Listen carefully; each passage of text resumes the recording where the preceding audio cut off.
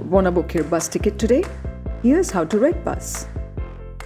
Download and open the app. Click the Enter Origin tab to search and select Kuala Lumpur Central. Now click on Enter Destination to search and select Kuala Lumpur International Airport Terminal 2 as the destination city. Select your date of travel. Click on Sort and Filter. The app will now display several filter options to choose from. Scroll down to view the boarding and dropping points that are available. The app will display the top boarding points in Kuala Lumpur Central.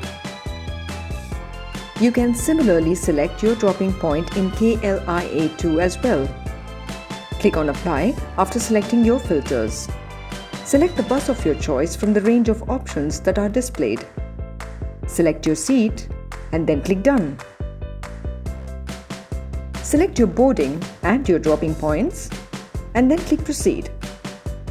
Enter your passenger and contact information and click Continue Booking. Verify your trip details, enter your offer code and select your mode of payment. Once your payment's been completed, you will receive your M-ticket for Kuala Lumpur Central to KLIA2 on the redBus app along with an e-ticket on the registered email. So download the app now and book your bus tickets today with redBus.